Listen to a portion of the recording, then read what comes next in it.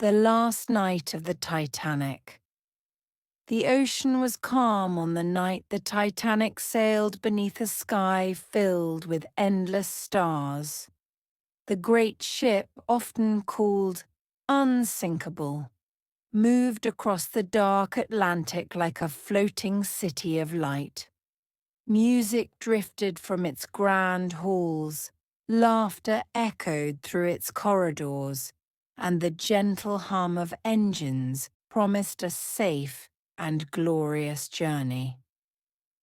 For many passengers, this voyage was more than a trip across the ocean. It was the beginning of a new life, a new dream, or a long-awaited adventure. Among the thousands of people on board was a young schoolteacher named Eleanor Hayes. She was traveling from England to America with a small suitcase, a notebook filled with poems, and a heart full of hope. Eleanor had never seen such luxury before. The dining room sparkled with crystal chandeliers. The carpets were soft beneath her feet, and the air smelled of fresh flowers and polished wood.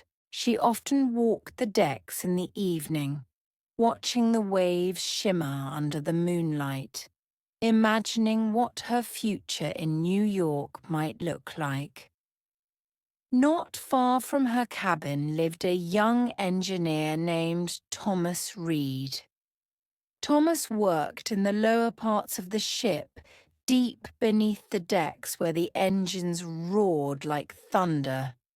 Unlike the passengers, he rarely saw the stars. His world was made of iron walls, steam, and the rhythm of machinery. Yet he loved ships. Since childhood, he had dreamed of building great vessels that could cross oceans without fear. Working on the Titanic felt like stepping into the future. A future made of steel and human ambition. The Titanic itself was a masterpiece of engineering. Its massive size amazed everyone who saw it. People believed it could conquer nature itself, that it was too strong to be defeated by waves or storms. Newspapers praised it, wealthy travelers bragged about sailing on it, and the crew walked with pride. Confidence filled the air like perfume, invisible but powerful. On the evening of April 14th, the atmosphere on board was peaceful. First-class passengers enjoyed elegant dinners, while orchestras played soft melodies. Couples danced beneath golden lights, and waiters moved gracefully between tables carrying silvered trays. In third class, families gathered in smaller rooms, singing songs from their homelands and sharing stories of the new lives awaiting them in America. Children laughed, sailors joked, and the ocean seemed calm and harmless. Eleanor spent that evening writing in her notebook near a window. She described the sea as a black mirror sprinkled with diamonds.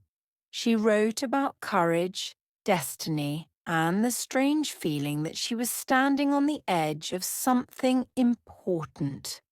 Meanwhile, Thomas finished his shift and finally climbed up to the open deck. The cold air hit his face, and for a moment he simply breathed, grateful for silence after hours of noise. He leaned against the railing and looked up. The sky was unbelievably clear. So clear that the stars looked close enough to touch. Hours passed quietly. The ship continued forward at great speed. Some crew members had received warnings about icebergs, but the night remained so calm that danger felt distant and unreal. The sea was unusually still, with no waves breaking against floating ice. This stillness, beautiful and deceptive, made the ice harder to see. Then, at 11:40 p.m., everything changed. A sudden vibration ran through the ship. Not a loud crash, not an explosion, but a long, shuddering scrape like metal brushing against stone. Many passengers barely noticed it. Some thought it was nothing more than a minor adjustment of the engines. But deep below, Thomas felt the difference immediately.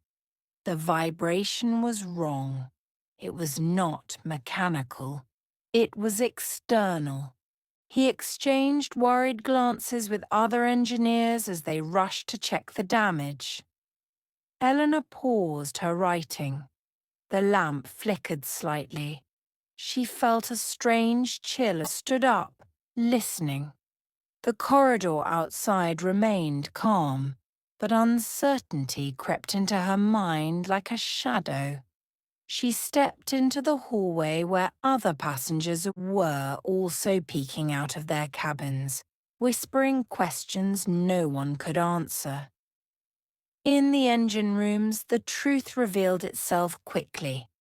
Water began entering the lower compartments. The iceberg had torn open the ship's side below the waterline. The Titanic, designed to stay afloat even with several flooded compartments, now faced a wound too large to ignore. Thomas watched the rising water with disbelief. The unsinkable ship was sinking. Above deck, the crew tried to maintain order. Passengers were told to put on life jackets just in case. Many smiled nervously, believing it was a precaution, nothing more.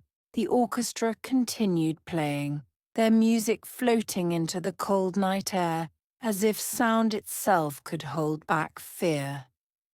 Eleanor wrapped herself in a coat and stepped outside. The temperature had dropped sharply. She noticed small pieces of ice scattered across the deck, glittering under the lights. People were laughing, taking them as souvenirs, still unaware of the seriousness of the situation. She saw Thomas among a group of crew members moving quickly, their expressions tense. Their urgency told her more than any announcement could. Time moved strangely after that.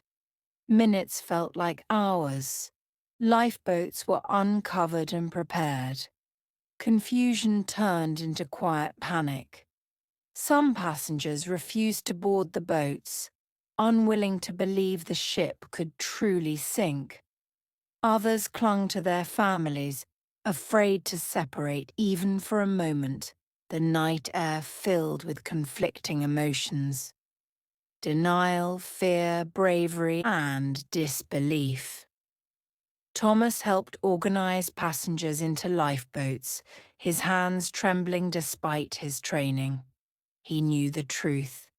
There were not enough lifeboats for everyone. The realization weighed heavily on him, but he continued working, guiding women and children first, offering reassurance even when he himself felt none. Eleanor stood near the railing, watching the stars reflect on the dark water. The orchestra played a slow, haunting melody. She realized that history was unfolding around her, that this beautiful ship, symbol of human pride, was losing its battle against nature. When a crew member urged her toward a lifeboat, she hesitated only a second before stepping forward. Fear and courage mixed within her like two sides of the same coin. As the hours passed, the ship's angle grew steeper. The once bright decks tilted toward the sea. The music finally stopped, replaced by distant cries and the sound of shifting metal. Thomas continued helping until the water reached levels he could no longer ignore. He climbed upward, exhausted, soaked, and numb from the cold.